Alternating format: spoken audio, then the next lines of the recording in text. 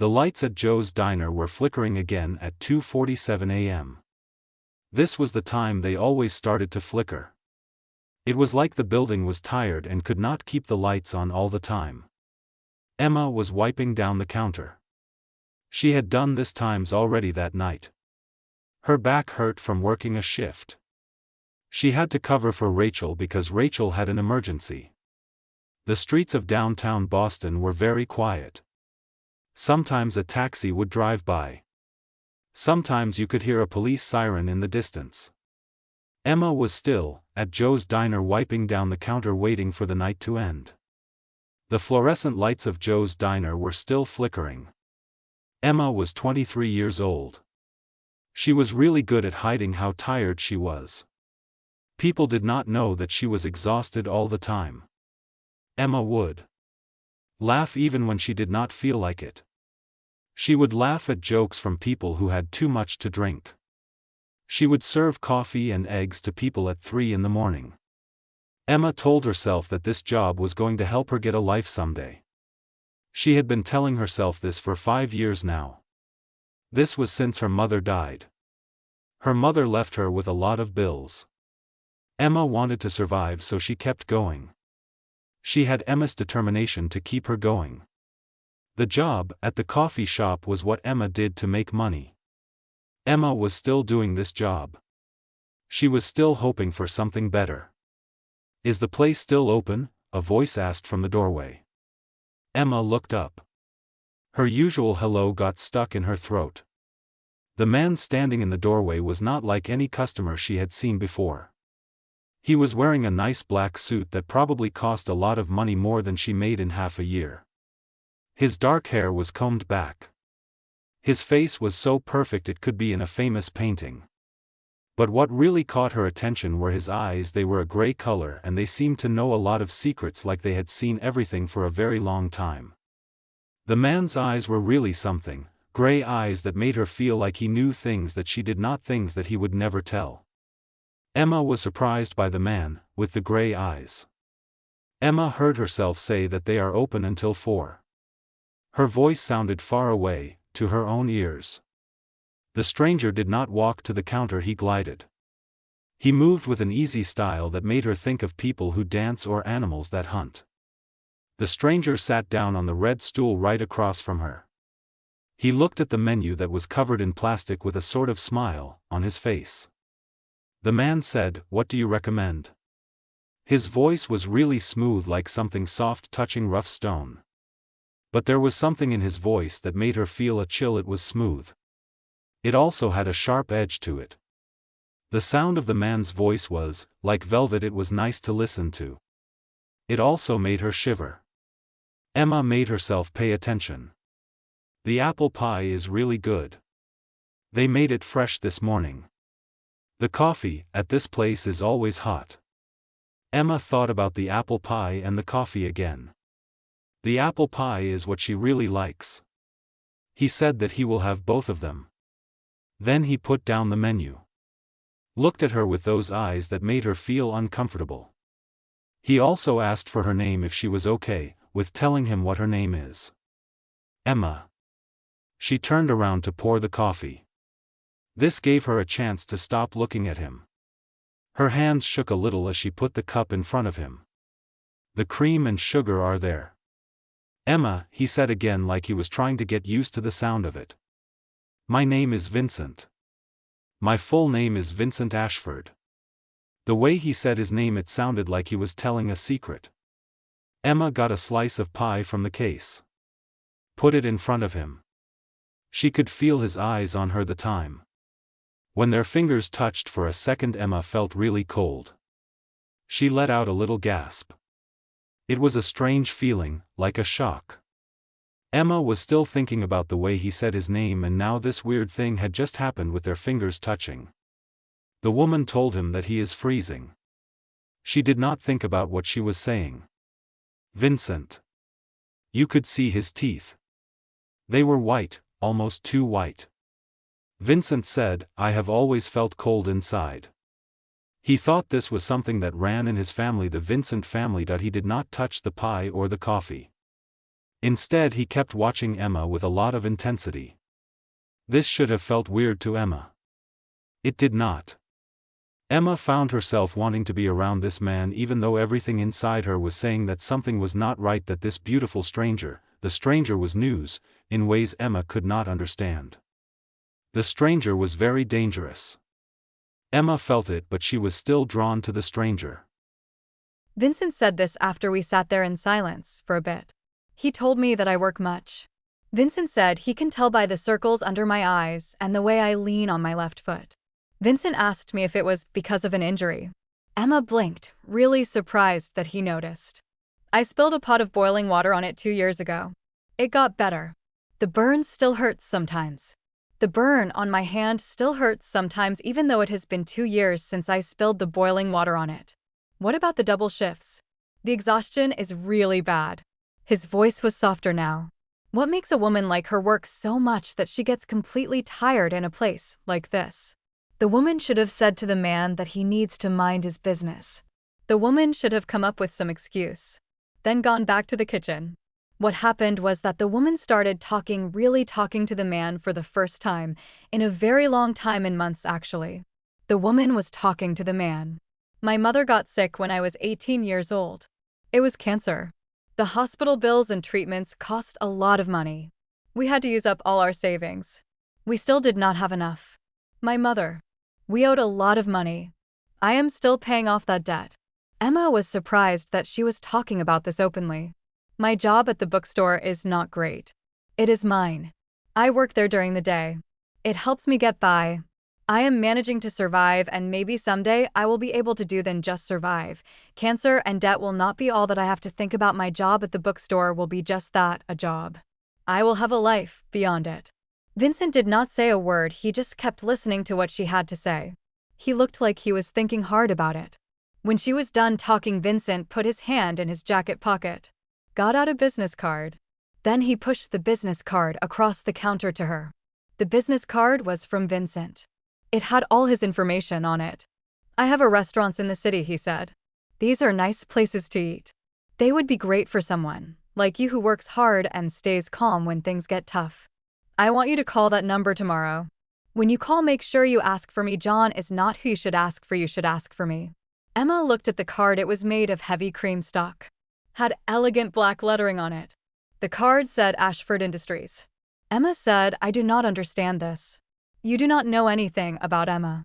Vincent said this quietly. He said, I know that things are tough for you. You are in a lot of trouble. You do not want to give up. You should have a life than this. Then he pointed around the diner where they were sitting. And I want to help you with your problems if you will let me help you, Vincent said. He really wants to help you. Emma looked at him. Said why? She wanted to know what he really wanted. She was looking for something that was not quite right, because things that seem good are usually not that good. Emma was searching his face to see if he was hiding something. Vincent got up. Left the pie alone. He also left a $100 bill next to his coffee cup. He said, I want you to be happy when I come back to this city in 20 years. I want you to be successful.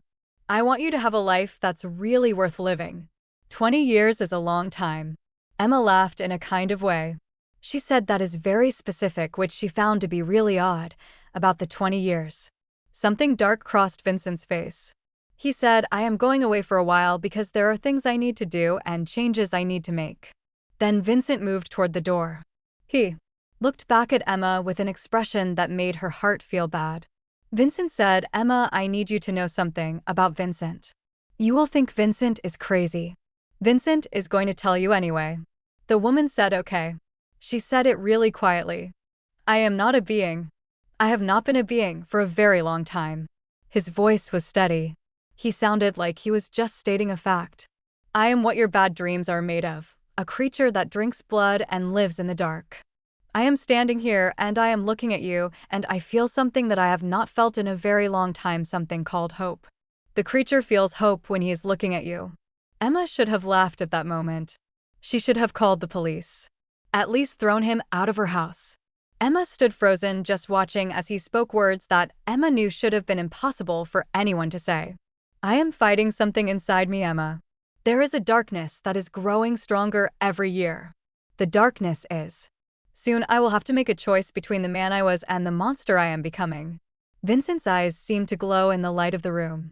So I am making you a promise, a vow that will keep me connected to the person I used to be, to whatever's left of the man I was, to keep me from becoming a complete monster, to keep the darkness from taking over completely, to keep me tethered to whatever humanity I have left, to the humanity of the man I was. Emma said what promise. Her voice was really quiet. She could hardly be heard when she asked this question. The words just came out of her mouth. She was not speaking very loud at all, so it was hard to hear Emma when she said what promise. Vincent. He looked really sad and beautiful at the same time. He said, when I turn into a person and do bad things, when I give in to the bad feelings inside me, I will belong to you. Everything that I do, every bad thing that happens because of me, every scary place I go, it will all be for you. You will be the person in the world who can say that the bad person I become belongs to them, that the bad things I do are because of you. Vincent will be yours. The monster that Vincent becomes will be yours. Emma said, that is really crazy. She could hardly get the words out. Yes, Vincent said. That is true. 20 years have gone by, Emma. Do you remember me, Emma?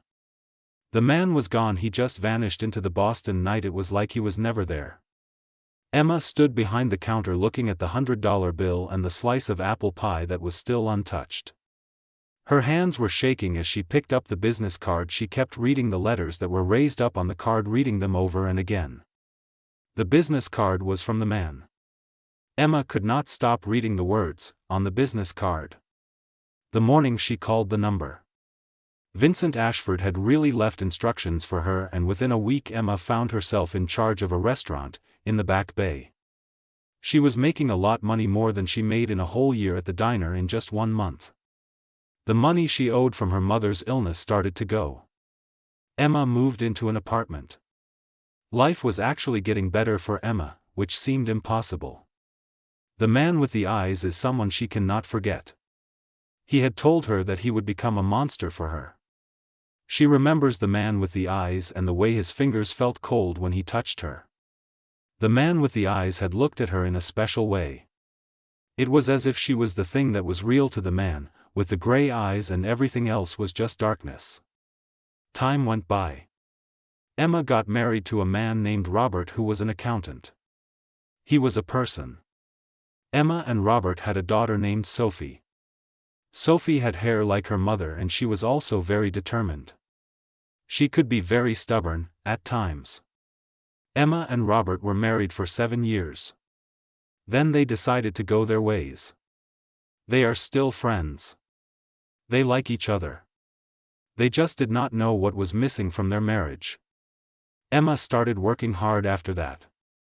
She opened her restaurant. It is a French restaurant called Lumière. The restaurant is very cozy and nice. Emma put her heart into opening Lumière. On quiet nights when all the customers were gone and Emma was by herself, the soft jazz music was still playing. She would think about Vincent a lot. Emma would ask herself if Vincent was actually real, or if she just imagined him because she was really tired and feeling hopeless. She would think about whether Vincent had found the peace he was looking for. Maybe the bad things he was afraid of had finally caught up with him and taken over. Emma would think about Vincent. What had happened to him? 20 years went by fast. Emma got used to not knowing what happened. She took care of her daughter. Started her own business. Emma tried to forget about the things that were said in a dirty restaurant at 3 in the morning when it was very dark outside. She did not want to think about the promises that were made to her at that time. Emma just wanted to move on with her life and focus on her daughter and her business. On the night of her 43rd birthday, when she closed up Lumière and went out into the October air, she felt something. It was a feeling that she knew well. This feeling made the skin on her body feel funny. It made her heart beat really fast. The presence of something was making her feel this way. Lumière was closed. She was outside, but she could not shake off this feeling of coldness. It was a feeling that made her skin prickle and her heart race. Vincent Ashford was back now. He had come home to the place where everything started for Vincent Ashford. People were talking about Vincent Ashford. What he would do next. Vincent Ashford had. That was all that mattered to the people who knew him. And he was no longer fighting the darkness. Emma stood frozen on the sidewalk outside Lumiere. She had a grip on her keys, they were digging into her palm. The street was really empty. It was lit up by the orange glow of the streetlights. Emma could feel someone watching her from the shadows. It was the feeling she had 20 years ago. This time it felt different. It felt darker. It felt hungrier. The presence of this person was scary. Emma could feel it, she knew it was him watching her from somewhere, in the darkness. "Hello, Emma." The voice came from behind her. She turned around to see Vincent standing by the wall of her restaurant. He was still wearing a suit and he looked just the same as she remembered him. Vincent had not changed at all, he still looked very handsome. There was something different about him now. The eyes of Vincent were gray. They did not look kind or gentle like they used to. The eyes of Vincent looked like the eyes of an animal that hunts, and Vincent was not trying to hide it. "Vincent." I said his name. It was really quiet. "Vincent is real. I thought maybe I made him up. Vincent is actually real. All this time I was thinking that maybe I just imagined Vincent." He walked towards Emma with that smooth movement, and Emma found herself stepping back against the door. "I told you I would come back. I always do what I say I will do about Emma and the things I promised to Emma. 20 years, Emma." She could not stop thinking about it. Her mind was going fast. "You told me 20 years. Now it has been exactly that long. How did you figure that out?" Vincent stopped a feet away from her. She could see that his chest was not moving all. It was like he was not breathing. He said, "I set a deadline for myself 20 years ago. I gave myself 20 years to find a cure so I could stay human. I did not find one." Vincent failed to discover a way to remain human. Vincent said that is why he failed. Emma looked into his face. She saw the truth right there. He had been fighting something. He did not win. Emma asked him, "What happened to you?" Vincent said, "I gave up. He just stopped trying to fight what he is." Vincent traveled around the world for 20 years. He was looking for books and talking to witches and shamans. Vincent even found people, like him, who said they were happy. It did not work for Vincent. The hunger just got worse and worse. It became too hard for Vincent to resist the hunger. Emma looked at the person. Said, "So you gave up?" She did not know how she felt. Emma felt something. She was not sure if it was disappointment or if it was fear that made her heart beat fast. Vincent said, "I accepted who I am. When I did that I remembered what I told you. I said that when I become bad I will belong to you." I saw his sharp teeth shining in the light from the street. "Well, Emma, I have become bad now. And I have come to take what belongs to me," Vincent said to Emma. Emma's heart was beating fast against her ribs. She said, "I do not belong to you. You made that promise to a waitress and you were a man who seemed like a dream, at that time. Now I have a life and I have a daughter. Emma has a life and a daughter." Something flickered in Vincent's eyes when her daughter was mentioned. He said, "Sophie is 19 years old and she is studying art history at Boston University. Sophie has the eyes as you and the same determination as you do, just like Sophie." A cold fear came over Emma. She said, "How do you know about Sophie? Have you been watching Emma and Sophie?" Vincent said to me, "I have been watching you for weeks." He did not seem to feel bad about it. Vincent needed to know what my life was like now. He wanted to see if I was still the woman he remembered. Vincent wondered if that woman was still there, under all the things that had happened to me over the years and all the things I had to do. "Stay away from my daughter," Emma said, her voice getting really tough because she wanted to protect her child. Whatever you think you want from me, just leave Sophie alone, she has nothing to do with this. Vincent leaned his head to the side. Looked at her. He seemed interested in what she had to say. I do not want to hurt your daughter, Emma, Vincent said.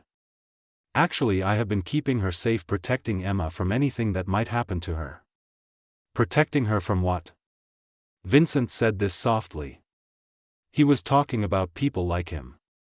When Vincent went back to Boston, some people from the court started to ask a lot of questions. They were very interested in the woman Vincent had been talking about for 20 years. The vampire court thinks that this woman is the one thing that can hurt Vincent. They also think that they can use Sophie to get to Vincent and the woman he cares about. The vampire court sees Sophie as a way to make Vincent do what they want. Emma felt like the whole world was spinning around her. She said, "Are there more people like you? You have a group or something, a court?" Vincent moved closer to Emma. She could not take a step back. He said, "Did you think you were the one like me?" Emma felt a little scared. Vincent told her that people like him have been around for a long time. They live in the cities with people, but they do not let anyone know they are there. Big cities have a group of vampires that are in charge. They make sure everyone follows the rules and they eat without anyone noticing. The group of vampires in Boston is very old and very powerful. They want to know why Vincent chose to be with Emma, a person. Vincent said, "We have existed in the shadows of civilization for millennia, and now Boston's court is curious about you and me. I never asked for any of this, Emma." She was really angry but also very scared. She looked at them. Said, "I never asked you to make me a promise." Emma just wanted to live her life, to make a life for herself and her daughter. Vincent said, "I know." For a moment she heard the man he used to be. He sounded like the person he was before. Vincent said, "You did survive," and Vincent said, "You did great."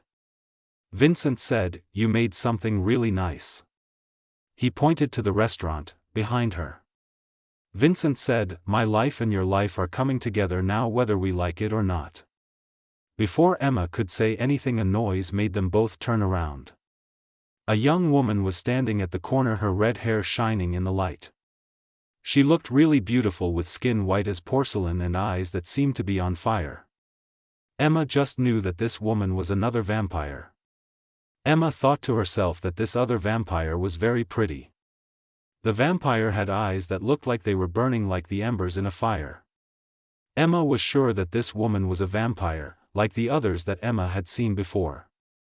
The woman said to Vincent, "The council wants you to come now." She spoke loudly so Vincent could hear her from where he was. "The council needs Vincent to be there immediately." Vincent said to tell them that he will come when he is ready, Juliana. Vincent replied like that.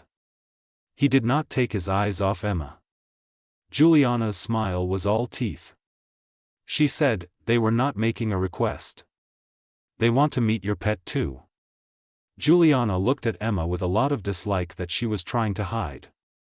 "I do not understand what you like about Emma.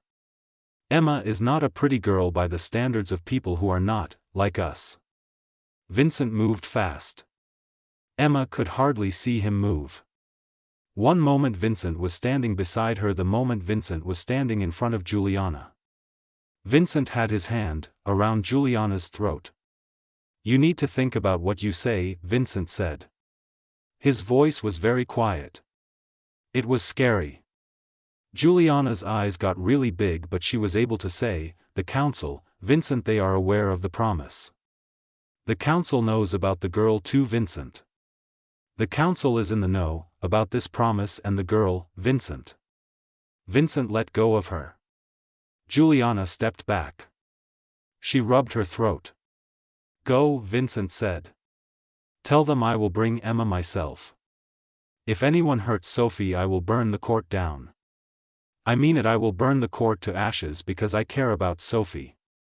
Juliana was gone in an instant. She just vanished into the darkness. It was like she was moving really fast.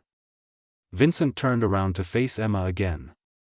Emma saw something in Vincent's face that scared her a lot. even more, than all the other scary things that happened that night. It was the way Vincent looked at her. It was like he owned her or something, and that really frightened Emma. The thing that scared her the most was the possessiveness she saw in Vincent's eyes when he looked at her. Vincent said to me, "I need you to trust me. For tonight I want you to trust me. Come with me to meet the council that I am talking about. Let the council see that you are under the protection of me, Vincent. I want the council to know that you are with me, Vincent." Emma said. If I refuse, even though she already had an idea what the answer was going to be from the person she was talking to about the situation, with the thing that was happening to her, and she was not really looking forward to hearing the person say it out loud, Emma thought to herself. Then they will come for Sophie, Vincent said. He was being very straightforward. They will use Sophie to control him, to figure out why he cares about you much. Vincent cannot let that happen to Sophie. Emma was thinking about her daughter Sophie, who was most likely at her apartment either studying or painting or chatting with her friends. She had no idea that there was danger all around her. Emma really wanted to go get Sophie and take her safe. Every time Emma thought about being a mom, she felt like she had to protect Sophie. She wanted to run and grab Sophie and go away so they could hide. Then Emma looked into Vincent's eyes and she knew that he was telling the truth. If they ran, it would not make them safe, it would not save Sophie and her. Emma asked this question after a while. Where is the council, she wanted to know. It is not far. There is a mansion in Beacon Hill. Vincent extended his hand to Emma. I will not let them hurt Emma, Vincent said. Vincent may be a monster now. The promise Vincent made to Emma still stands. Everything Vincent is, everything Vincent has become, it all belongs to Emma. Emma looked at his hand. It was pale and cold. It looked deadly. 20 years ago she was a waitress who really needed a job, so she was willing to take any chance she got. Now she is a mother, she owns her business, and she is a woman who made a life for herself from nothing at all. But sometimes the decisions we make are not really decisions, they are things that happen, and some choices are really not choices when it comes to the things that Emma had to do. She took his hand.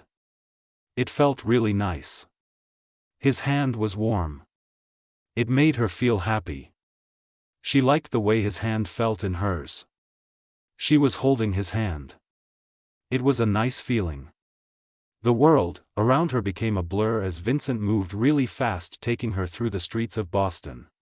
Things were happening quickly, that buildings were just streaks of light and dark. The cold air was hurting her lungs, so she put her face against Vincent's chest. It was weird because she could not feel his heart beating, all it was completely still. The world was still a blur as Vincent kept moving through the Boston streets. When they finally stopped, Emma found herself standing in front of an old Georgian mansion. It looked like this house had been picked up from the century and put down right there. The windows were really pretty. They had warm light coming from inside. The yard was perfectly taken care of, which made Emma think that the people who lived there had a lot of money and probably some secrets that they kept to themselves. The Georgian mansion was a thing to look at. Vincent said, this is where the Vampire Court of Boston is. He put her down on her feet gently. The people in charge are 5 leaders, each of them is over 500 years old. They will try to figure out what makes the Vampire Court of Boston important to Vincent. They will try to understand what makes her important to Vincent. The Vampire Court of Boston will test her. She should not be scared. The Vampire Court of Boston likes it when people are strong. Emma said that she was really scared. Her legs were shaking a lot. Emma felt terrified. Vincent put his hands on her face and made her look at him. He said, let the fear you feel make you stronger. You made it through being poor and losing people you care about. You also made it through 20 years of not knowing if I was really there or if you were just imagining things. So you can make it through this thing with the terror too, the terror that you are feeling, the terror that's inside you. Vincent is telling you that you can survive this. The front door opened before they even got to it, and a butler was standing there. This butler was a vampire, you could tell. His eyes looked Emma up and down with the dislike that Juliana had shown her. "The council is waiting for Emma, in the hall," the vampire butler said in a serious voice. Emma and the people with her walked down corridors. These corridors had pictures of people who died a long time ago on the walls. They also saw rooms that were full of old furniture. This furniture was probably very expensive. It was so expensive that it probably cost more than Emma's restaurant. Then they went into a big room. The room had a high ceiling that went up really high. The walls of the room were covered in wood. 5 people were sitting in chairs that were arranged in a curve. There were 3 men and 2 women. They all looked really calm and quiet like Vincent. These people were older and they seemed meaner. Their eyes looked like they had seen a lot of things and had been hurting people for a very long time. The people in the chairs had a lot of power. They did not mind being cruel to others. "Vincent Ashford," said the man in the center. He had an interesting way of speaking. It sounded like he learned English a long time ago before America was even a country. "Vincent Ashford, you are different now," the man said. The young vampire, Vincent Ashford, who used to want to be human, has finally figured out what Vincent Ashford really is. "Lord Cassius," Vincent said to him. He did not bother to be polite or show any respect. "I have come here because you asked me to," Vincent told Lord Cassius. The woman said, "You have a pet like a human being." One of the women said this. Her skin was dark. It looked really smooth. It was like wood. She had hair and it was styled like a crown on her head. She said, "This is the woman who you have been thinking about for 20 years? I do not think she is that special. The woman is not really that remarkable. The woman who has occupied your thoughts for 20 years is a regular woman." Emma felt Vincent get tense beside her. She moved forward before he could say anything. "My name is Emma Rousseau. I own Lumiere, a restaurant in Back Bay. I have a daughter, a business, and a life that does not involve vampires or councils or the power games that you people play." She looked into the woman's old eyes without looking away. "Vincent made me a promise 20 years ago. I did not ask him to do that. It seems like it matters to all of you." Emma Rousseau was not looking for any of this. She just wanted to live her life with her daughter and her restaurant Lumiere. "So why do not you tell me what you want so I can go home?" The hall was really quiet. Then Lord Cassius started laughing. It sounded like rocks scraping against each other. He said, "Emma Rousseau has a lot of nerve, I will give her that. Okay, Emma Rousseau, I will be honest with you. The promise that Vincent made to Emma Rousseau is a problem. By promising something to a human like Emma Rousseau, Vincent has made himself weak. That is something that our enemies could use against us, against Vincent and against Emma Rousseau." Emma said, "What kind of enemies are we talking about?" "The other vampire courts are a problem," said the third man, who looked younger than the other 2 but was just as scary. "These are groups that want to cause trouble for Boston's vampire leaders. If they find out that one of the powerful vampires in Boston has become close to a human, who is not very strong, they will try to use the human to hurt the vampire. They will try to hurt the vampire by hurting the human because the vampire cares about the human. Boston's vampire leaders have to be careful about the vampire courts." "Then break the promise," Emma said. "I am releasing him from whatever vow he made to me. This is the solution to our problem. The promise is no longer an issue for him now. He is free from the promise." "The situation is not that simple," said the second woman, her voice sounding Eastern European. "Vincent has tied himself to you with blood magic whether he knew it or not.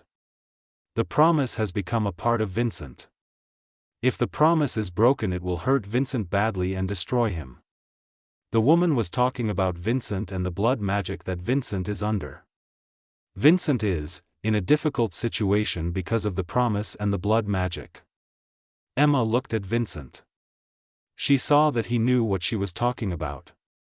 "You did not tell me that part," she said to Vincent. Vincent said that he did not know. He did not know until he tried to forget Emma. The more he tried to stop thinking about Emma, the more he thought about her. Emma became the one thing that kept Vincent going. Emma was the reason Vincent had a reason to do things. Vincent thought that without Emma he would be lost. Emma was very important to Vincent. Lord Cassius said this in an unenthusiastic way. He thought the whole situation was not very exciting. It was a big issue. The problem was that Vincent could not be tied down by people who are going to die. Lord Cassius explained that they had two choices to solve this problem. Asterisk, they could make the person Lord Cassius was talking to into a vampire, like them. This would mean the person would live forever and would not be weak anymore. Star. They could kill the person and their daughter. This would break Vincent's connection to them for good. Lord Cassius leaned forward. His eyes had a faint red glow. Emma felt the room spin around her. She said, "You cannot be serious about this." The room was still spinning for Emma. Cassius said to Emma Rousseau that they are very serious about living. He told Emma Rousseau that she has two choices. Emma Rousseau can become a vampire. Live forever with Vincent, or Emma Rousseau can die with her daughter. Emma Rousseau has to make a decision before the sun comes up. Vincent walked back and forth between Emma and the council. His body was very tense because he was extremely angry. He said, "If you hurt Sophie, I will completely destroy this court. Every single person in this court will suffer a lot." The skinned woman said, "Empty threats. You are powerful, Vincent. You are not powerful enough to challenge all 5 of the people who are here. If you try to do that, the girl will be killed first. This will teach you what happens when you do not listen to us, Vincent. The girl will. That will be because of you, Vincent." Emma grabbed Vincent's arm. She could feel how tight his muscles were. "Do not do this. Please." She looked over at the council. Her mind was all over the place. She was trying to figure out what she should do. If I become a vampire, what will happen to my daughter? What will happen to my restaurant? What will happen to my life as Emma knows it? Cassius said to me, "Your life as a human will come to an end."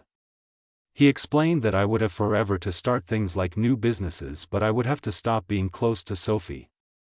Cassius told me that vampires cannot stay close to the people they care about who are still human.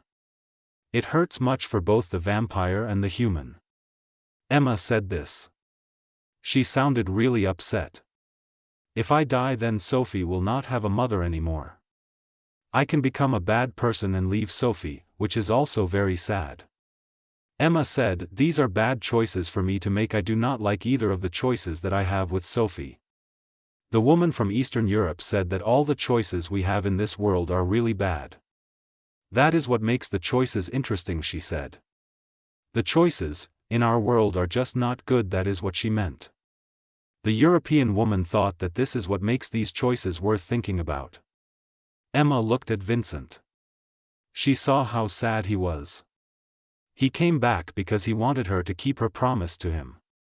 Now that promise is making everything bad. There has to be another way, Emma whispered to Vincent. The looking council member spoke up and said, "There is one possibility. If Vincent can do something with his binding, that would be really good. He needs to give his binding to someone who will never die, and that person can do things for Emma.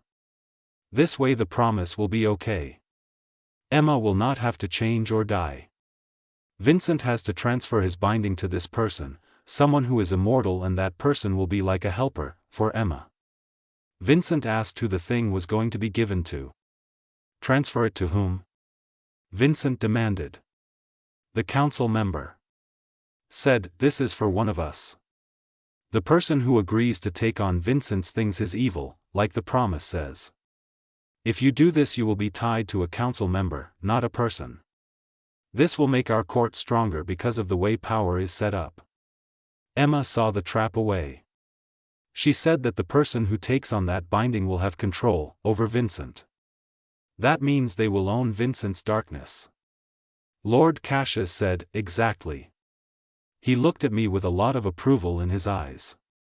"You are really smart for a person," he said. "If a council member takes Vincent, then Vincent will have to do what that council member says. Vincent will basically belong to that council member, the council member will be in charge of Vincent, and Vincent will have to serve the council member." Vincent said no.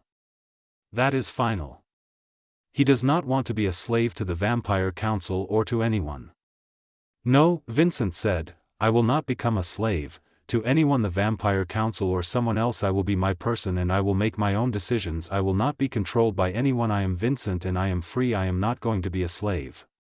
"Then Vincent's friend and her daughter will die at dawn," Cassius said with a shrug. He told Vincent to make a choice. Vincent can choose to be free. He can choose for the mortal and her daughter to live. Cassius said it is up to Vincent. He can have his freedom or he can save the mortal and her daughter. Emma felt tears burning her eyes.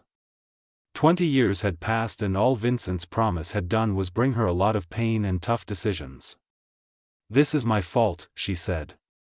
"I should have never called that number. I should have never taken the job that Vincent offered me. I should have just let Vincent disappear from my life. Vincent's promise had not done anything for me. It had only made things worse for me, and now I was paying the price for trusting Vincent."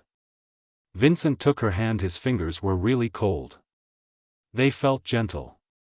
If he could go back, he would make the promise all over again. Meeting Vincent gave him 20 years of hope. That was worth everything to Vincent. He felt like meeting her was the thing that happened to him. Emma looked at the council. She asked, "Even this?" She pointed to the council. They were watching her and the others, like cats that have mice trapped. "Even this?"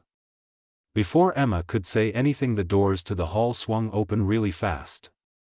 Sophie was standing there. Her dark hair was all messy. Her eyes were really wide because she was scared and confused. She said, "Mom, what is happening?" "Some woman with hair came to my apartment and told me that Emma was in danger." Emma's blood turned to ice. Juliana had brought Sophie to this place on purpose, which meant they had to do something.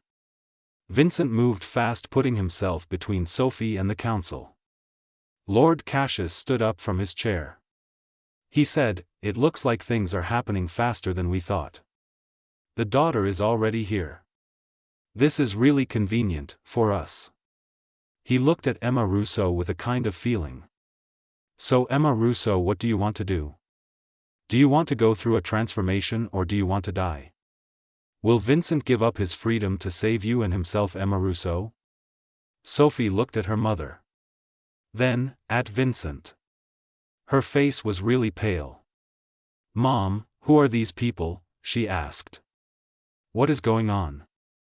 Sophie wanted to know what was happening with these people and her mom and Vincent. She looked at her mother. Then at Vincent again, waiting for an answer. Emma looked into her daughter's eyes. Saw the same fear and determination that she had felt when she was Sophie's age. She thought about all the times she had been through and all the things she had given up so that Sophie could have a better life. Emma knew that some things were more important than staying alive, like the life of Sophie. "Vincent," Emma said in a voice. She told him to make sure the promise is kept. Emma wanted Vincent to do everything he can to keep Sophie safe. Emma said no. Vincent began to say something, but she did not let him finish. "You made a promise to me 20 years ago. Now I am making a promise to you. I want you to keep my daughter safe no matter what it takes. I really want you to keep my daughter safe. That is all I want for my daughter." The council was really interested in what was going on. Lord Cassius said, "A mother's love is a beautiful thing. It is very sweet. Okay, I agree to the binding transfer.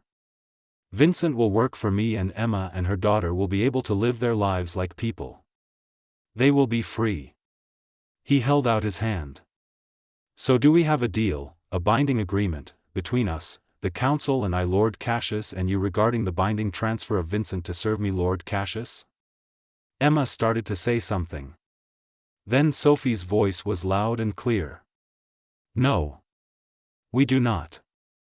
Everyone turned to look at the girl. Sophie stepped forward with her hands clenched into fists. She said, I do not know what is going on here, but I know my mother. My mother has spent her life doing things for me. I am not going to let my mother do it again. Sophie looked at Vincent.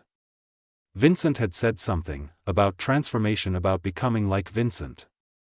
If that is what it takes to end this, then Sophie wants Vincent to do it to her of her mother. Sophie wants to help her mother. She is willing to do this for her mother. Sophie, do not do that, Emma said loudly. Then Emma jumped up. Vincent grabbed her and would not let her go. He caught her. Held her back, saying, Sophie, no, it is not a good idea. Emma tried to get from Vincent, but he was too strong and he kept holding her. Vincent was trying to protect Emma from Sophie. The daughter is willing to give herself, the skinned councilwoman said.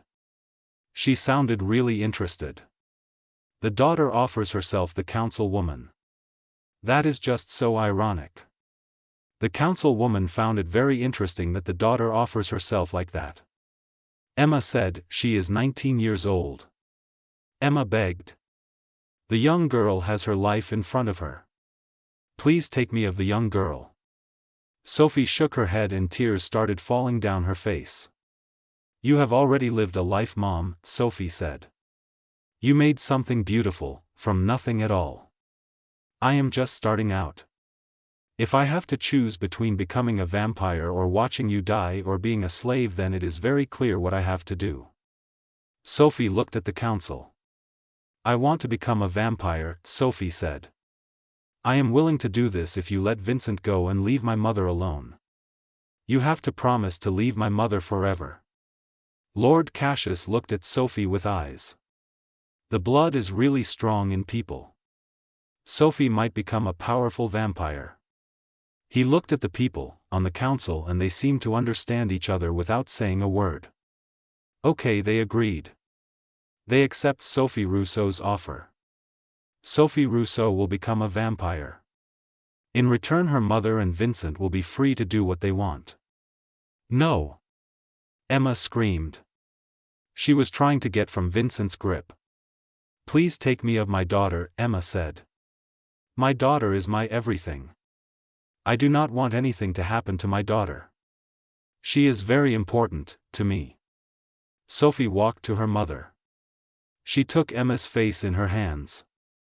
Sophie said, you are everything to me. She explained that is why she has to do this thing. Her mother taught her to be strong and to fight for the things that re important. This thing matters to Sophie, she told her mother. Emma said to him, I do not want to lose you. Her voice was. It was really hard for her to say that. Emma felt like she was going to cry because the thought of losing him was very painful for her. Emma looked at him.